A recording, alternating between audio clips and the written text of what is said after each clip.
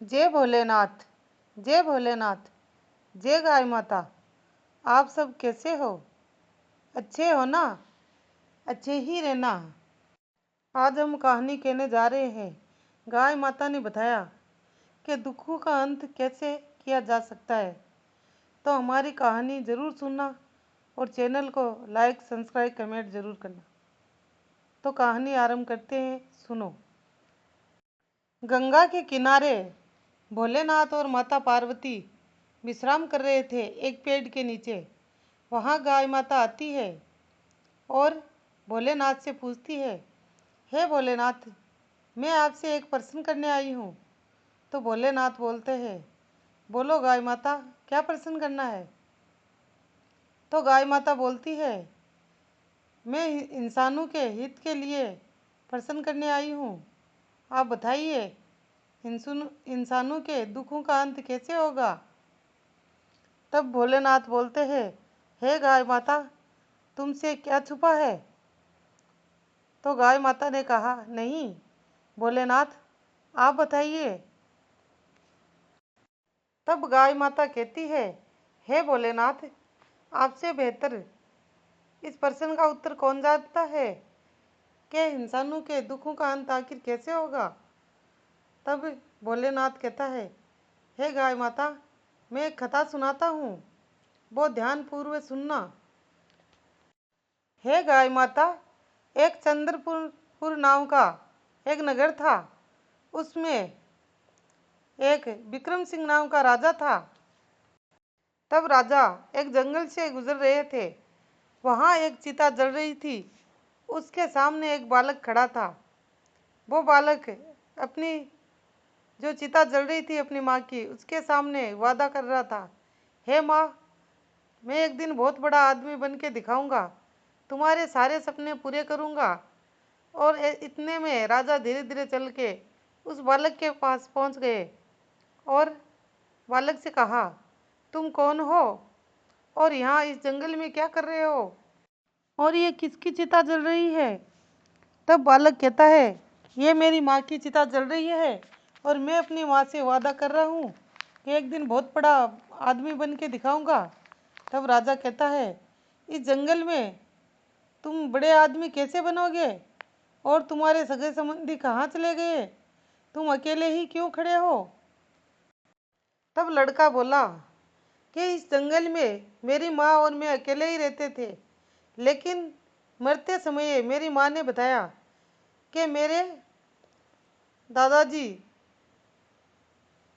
बहुत धनी सेठ थे, बहुत बड़े आदमी थे, लेकिन मेरे माता का और मेरे पिताजी का प्रेम विवाह हुआ था। लड़का बोलता है कि मेरी माँ बहुत ही गरीब घर से थी और इसीलिए मेरे दादाजी और दादी उनकी इज्जत नहीं करते थे।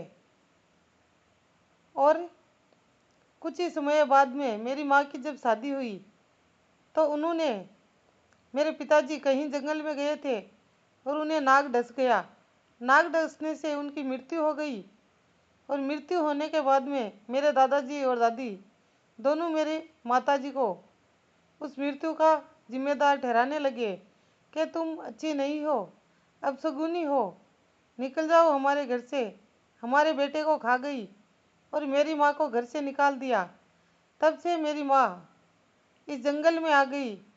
इस जंगल में आई थी तो मेरी माँ गर्भवती थी, मैं उनके पेट में था और यहाँ ही इसी जंगल में मेरा जन्म हुआ है। हम एक झोंपड़ी में माँ बेटे रहते थे। तब मेरी माँ ने कहा था, इस गरीबी के जंगल से एक दिन तुम्हें निकलना है और बहुत बड़ा आदमी बनना है। लेकिन इतने में मेरी माँ ने दम तोड़ दिया और उनकी मृत्यु हो गई। तो मैं उनसे वादा नहीं कर सका, इसलिए उनकी आत्मा से ये वादा कर रहा हूँ कि एक दिन मैं बहुत बड़ा आदमी बन के दिखाऊंगा। तब राजा ने कहा, अरे बेटे, इस जंगल में रह के तुम बड़े आदमी कैसे बनोगे? हमारे साथ चलो, हम तुम्हें लिखाएंगे, पढ़ाएंगे और अपने महल में रखेंगे, बड़ा आदमी बनने में तुम्हारी मदद करेंगे।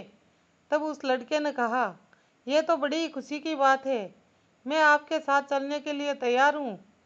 और फिर वो राजा लड़के को लेकर महल में आ जाते हैं। राजा जब लड़के को लेकर महल में पधारते हैं तो रानी बोलती है, कौन है ये और किसको लेके आए हो? तब राजा बोलता है, इसका नाम भीमसेन है और आज से ये हमारे महल में ही रहेगा। हमारी महल में रह के ही शिक्षा प्राप्त करेगा और जैसे राजकुमारी और राजकुमार को ख्याल रखते हो वैसे ही रानी इसी का रखना। तब रानी मन ही मन सोचती है, राजा तो भोले है, किसी को भी अपने महल में उठा लाते हैं। ये महल है, कोई अनाथालय नहीं है जो किसी को भी ले आए। तब राजा पूछते हैं, हे रानी, किस सोच में पड़ी हो? तब रानी बोलती है, कुछ नहीं, आप बताइए। तब बोलता है, इसका पूरा ख्याल तुम रखोगी, जैसे राजकुमार और रानी का रखती हो वैसे ही इसका रखोगी। तो रानी बोलती है, ठीक है महाराज। रानी ने राजकुमार को और अपनी बिटिया को दोनों को सोने की थाल में खाना परोसा, लेकिन भीमसेन को पत्ते पे खाना परोसा।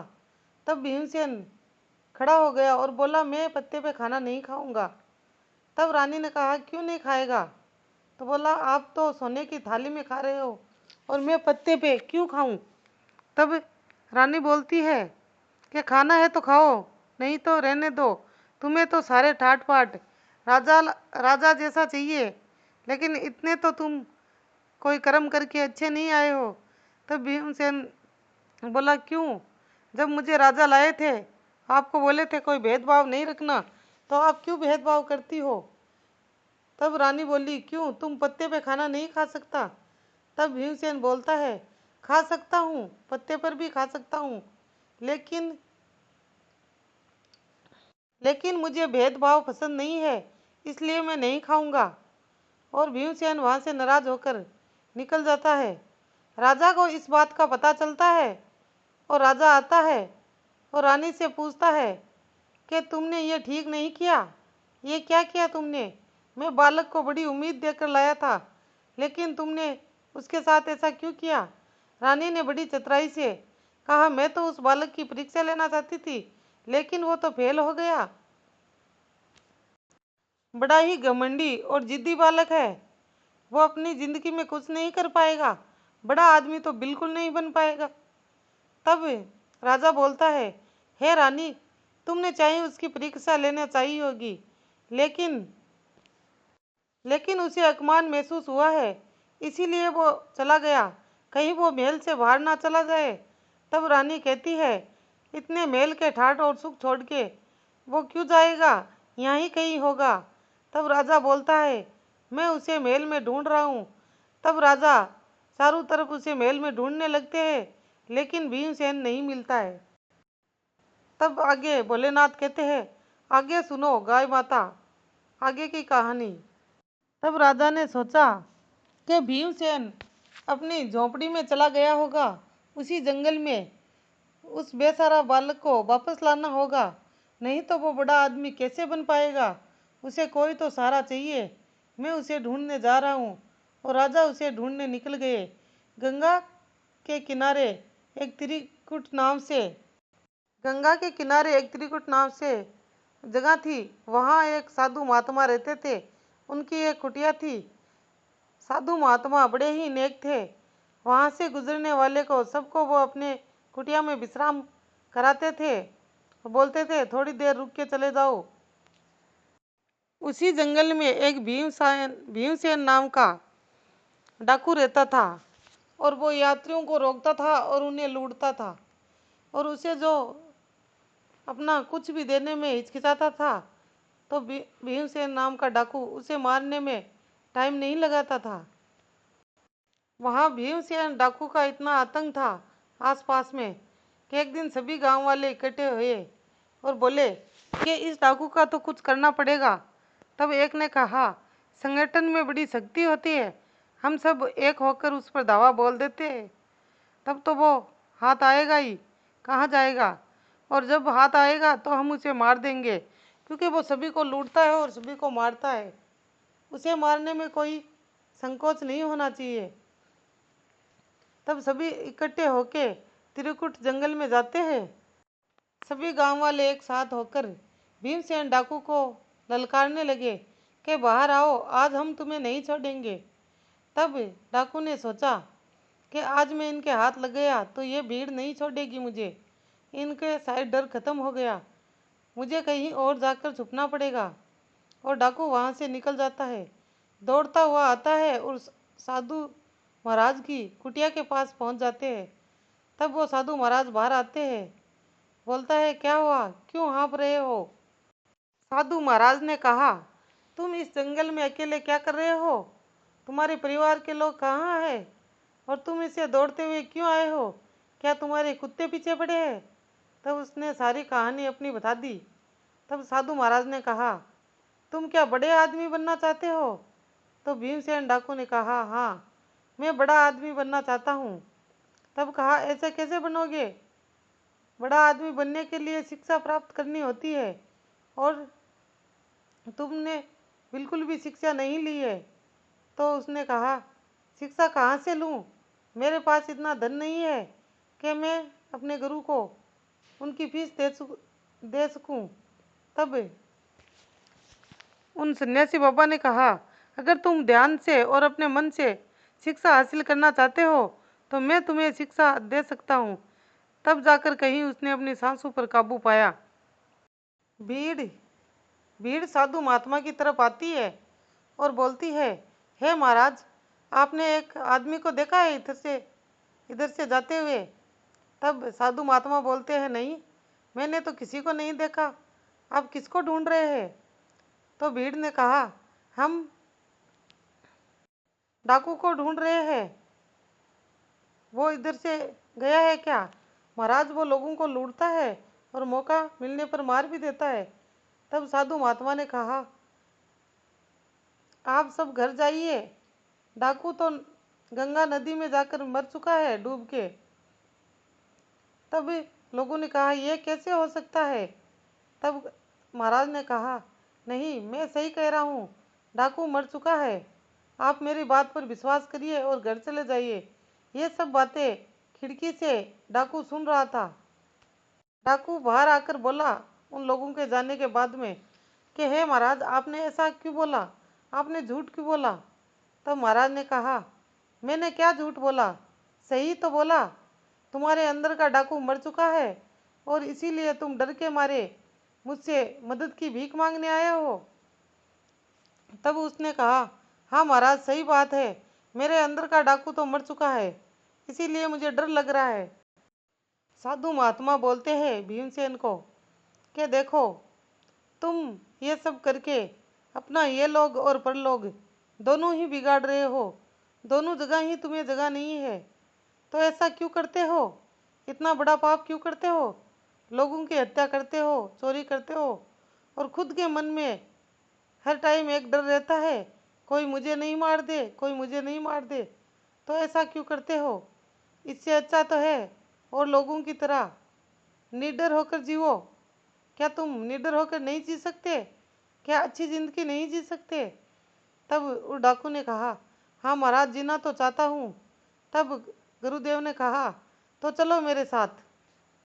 तब साधु महात्मा एक पहाड़ की तरफ चल पड़े और पीछे पीछे भीमसेन डाकू।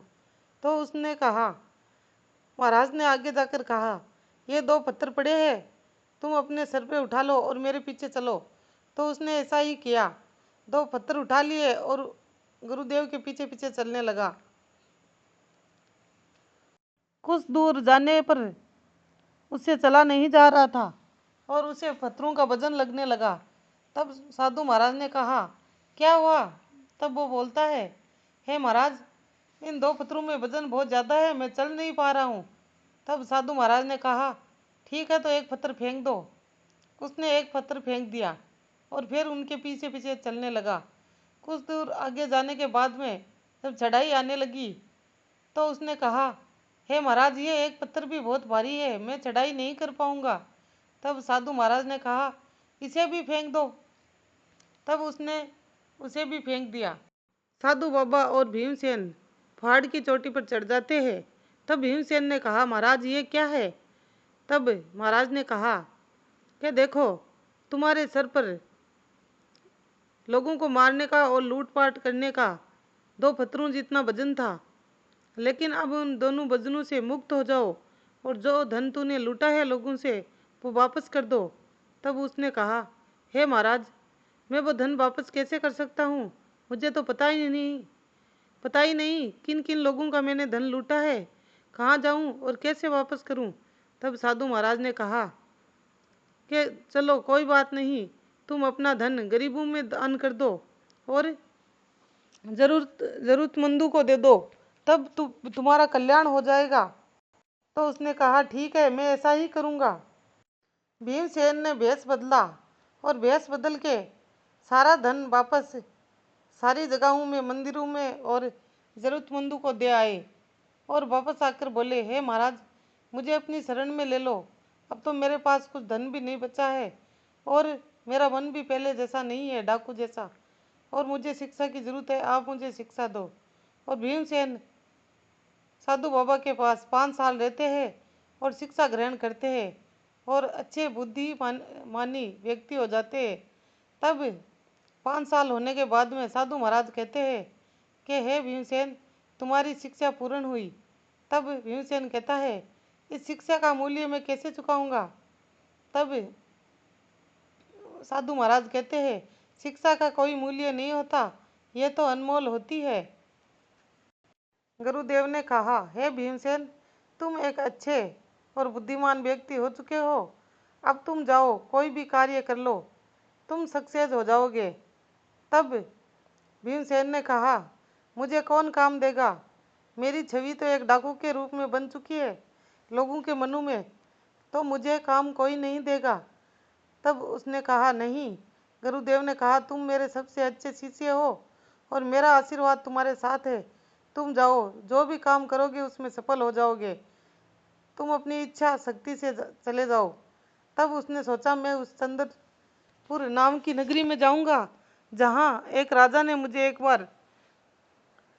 बार शरण दी थी और उसकी रानी ने मुझे अपमान करके निकाल दिया था। और भीमसेन चंद्रपुर नगरी में चला जाता है, वहाँ जाकर बातचीत करता है तो उसे पता चलता है कि यहाँ का जो सेनापति होता है उसकी मृत्यु हो गई है और उसका पद खाली है। तब राजा के पास और सारे सेवागण बैठे थे। उन्होंने कहा, हे महाराज, मंत्री पद खाली हो गया है, उनकी जगह किसी को तो बैठना पड़ेगा। तब राजा ने कहा कि हाँ, उसके बेटे को बिठा देंगे। तब दूसरे व्यक्ति ने कहा, क्या उसका बेटा सेनापति बनने योग्य है? तब राजा ने कहा, योग्य हो या ना हो, जो परंपरा चल रही है वैसे ही चलेगी।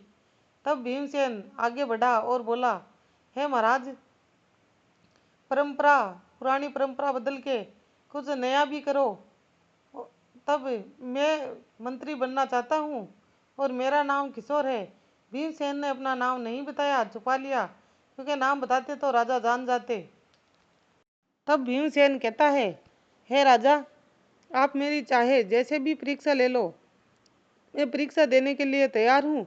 जब मैं परीक्षा में फेल हो जाऊँगा तो आप जो चाहो वो दंड मुझे दे देना। तब राजा ने कहा, तुम्हारी और उसके पुत्र की, जो सेनापति था, उसके पुत्र की, दोनों की परीक्षा होगी। जो परीक्षा में सफल होगा वही सेनापति बनेगा। दोनों को एक एक तलवार दे दी, सोने की तलवार म्यान से निकाल के, और दोनों को अलग अलग राज्य में भेज दिया कि उन राजाओं को भेंट दे आओ। एक तरफ भीमसेन चला गया, दूसरी तरफ उसका पुत्र चला गया। तो वहाँ जाकर उन्होंने कहा, उसने सेनापति के पुत्र ने कहा, हमारे राजा ने आपके लिए ये भेंट भेजी है, आप इसे स्वीकार करिए। तब उस राजा ने भेंट ले ली। उसने देखा कि उस पे लाल रंग लगा हुआ था। तब उस राजा ने कहा, इस लाल रंग का क्या मतलब है? जब आपके राजा ने म्यान से तलवार निकाली थी तो क्या देखा नहीं था इस पे लाल रंग लगा है? इसका क्या मतलब है? लेकिन सेनापति के पुत्र को ये नहीं पता था उस पे लाल रंग क्यों लगा था, और उसने सोचा, जवाब नहीं दूंगा तो मूर्ख समझा जाऊंगा, इसलिए उसने खुद ही जवाब बना लिया और उस राजा को दे दिया। कहा, इस लाल रंग का मतलब है, आप समझ ही गए होंगे कि या तो हमारे राजा की भेंट स्वीकार कर लीजिए या हमारे युद्ध के लिए तैयार हो जाइए। हमारे राजा की तलवार की धार तो युद्ध भूमि में ही पता चलेगा कितनी तेज है। यहाँ हम खून की नदियाँ बहाएंगे। तब उस राजा के राज्य ने सोचा कि ऐसे भेंट कौन देता है, हमें तो युद्ध के लिए ललकारा गया है। तो उस राजा ने युद्ध की तैयारी करना शुरू कर ली। तो वहाँ से वो उसका सेनापति का पुत्र दौड़ के चला आया। दूसरी दिशा के राज्य में भीमसेन पहुंचा तो वहां जाकर उन्होंने भेंट दी। तब उसी राजा ने यही कहा, हे राजदूत, इस तलवार पर लाल रंग लगा है, इसका क्या महत्व है? तो भीमसेन ने बहुत सोच विचार कर कहा कि लाल रंग का यही महत्व है कि हमारे राजा आपकी बहुत बहुत प्रेम करते हैं और आपसे मित्रता की इच्छा रखते हैं, आपका बहुत सम्मान करते हैं, इसीलिए आपको भेंट दी है और कहा है हमारी मित्रता स्वीकार करिए। तब वो राजा बड़ा ही खुश हुआ और कहा कि मैं आपके राजा का सम्मान करता हूँ और ये भेंट स्वीकार करता हूँ और मैं पूरे तन मन से राजा का मित्र बनने की कोशिश करूँगा। और उनको भेंट में थोड़ी सी सेना की टुकड़ी और बहुत सारे उपहार दिए और भीमसेन अपनी नगरी की तरफ चल पड़ा जहाँ वो राजा विक्रमादित्य था। वहाँ जाने लगा, सेना उसके पीछे, और वो वहाँ सारंग और भीमसेन दोनों ही आए। और राजा ने पूछा कि बताओ, तुमने उस लाल रंग का क्या महत्व बताया? तब सारंग ने पूरी बात कह दी और कहा, उस राजा हमारे ऊपर आक्रमण करने वाला है। तब राजा ने कहा, ये क्या कर रहे हो? हम इतनी जल्दी तो अपनी सेना को इकट्ठी भी नहीं कर सकते। तभी वहाँ एक गुप्तचर आता है और बोलता है कि हमारे राज्य के बाहर सेना आ रही है और हम पर आक्रमण करने वाली है। तभी वहाँ भीमसेन खड़ा होता है और जो अपने सेना साथ लाया है उसी के बारे में बताता है कि हमारे पास सेना है और भारी खड़ी है जो उस राजा ने दी है आपको मित्रता की तौर पर। हम उस सेना को लेकर जाते हैं, आप चिंता मत करिए, युद्ध में हम ही जीतेंगे। और वो उन पर आक्रमण कर देता है। आक्रमण करके जब जीत के आता है भीमसेन और राजा के सामने दोनों ही खड़े हो जाते हैं आकर। तब सारंग और भीमसेन वहाँ खड़े थे। तब राजा ने भीमसेन को मंत्री घोषित कर दिया जो किशोर बना हुआ था और उसे कहा, तुम मंत्री नहीं बन सकते। तब सारंग ने कहा, ये क्या कर रहे हो महाराज, मंत्री मेरे पिताजी थे, मंत्री मैं ही बनूंगा। तब राजा ने कहा, मैंने तो तुम दोनों को एक जैसी तलवार दी थी और एक एक राज्य में भेजा था, लेकिन देखो इसने उस राज्य से सेना लेकर आया, इसीलिए हम जीत पाए हैं और तुम वहाँ अपनी बुद्धि से शत्रु बना के आ गए हो। हमेशा के लिए वो मेरा शत्रु रहेगा और ये हमेशा के लिए मेरा मित्र रहेगा, लेकिन इसकी बुद्धि काम आई, इसलिए ये बुद्धिगण है, इसे ही मैं सेनापति चुनूंगा। सारंग के पास कोई जवाब नहीं था, गर्दन झुका के चला गया। और फिर जब उसे मंत्री बनाया गया तो खाने के लिए निमंत्रण दिया गया। तब वो राजमहल में पहुंचा। तब उसे चांदी की थाली में खाना परोसा गया। तब भीमसेन ने कहा कि मैं चांदी की थाली में नहीं, सोने की थाली में खाना जीमना पसंद करूंगा। तभी रानी ने कहा, ठीक है, सोने की थाली में खाना लगवा देते हैं। तब भीमसेन को सोने की थाली में खाना लगवा के दिया। तब भीमसेन ने कहा, देखो रानी, आज वो दिन आ ही गया जो मुझे सोने की थाली में खाना दिया है और वो भी पूरी इज्जत के साथ। तब रानी चौंकी और बोली, इसका क्या मतलब है? तब भीमसेन ने कहा कि हे देखो रानी, आज मैं सोने की थाली में ही खाना खा रहा हूँ। तब रानी ने कहा, ये आप क्या बोल रहे हो मंत्री जी, इस बात का क्या मतलब है? तब भीमसेन ने कहा, रानी जी आप कुछ याद करिए, भूल रही है। 20 साल पहले आपने एक बालक को पत्ते पे खाना डाला था। तब रानी ने कहा, हाँ ये बात सही है, मैंने उसे पत्ते पे खाना डाला था, लेकिन बालक बड़ा ही जिद्दी था, उसने खाना नहीं खाया और कहा सोने के थाली में खाना खाऊंगा। लेकिन आपको ये सब बातें कैसे पता? तब भीमसेन ने कहा, वो बालक मैं ही हूँ और कोई नहीं। और आज आपने बड़े ही सम्मान से मुझे सोने की थाली में खाना खिलाया है, तभी मैंने खाया है। तब राजा ने कहा, देखो मैंने कहा था ना, ये बालक अच्छा है, एक दिन बड़ा आदमी बनेगा। तब रानी ने कहा, मुझे नहीं पता था कि तुम ऐसे बन जाओगे। तब भीमसेन ने कहा, रानी जी, मैं तो आपका शुक्रिया करता हूँ। अगर आप उस दिन मुझे नहीं बोलती और ये सब बातें नहीं कहती तो शायद बड़ा आदमी बनने की इच्छा मेरे मन में थोड़ी कम हो जाती। लेकिन आपके उस अपमान से मेरे दिल को बड़ी ठेस पहुंची और मैंने बड़े आदमी बनने की ठान ली। कुछ गलत काम भी किए और कुछ सही काम भी किए, लेकिन आज मैं आपके राज्य का मंत्री बन चुका हूँ। आपको ये कहानी कैसी लगी?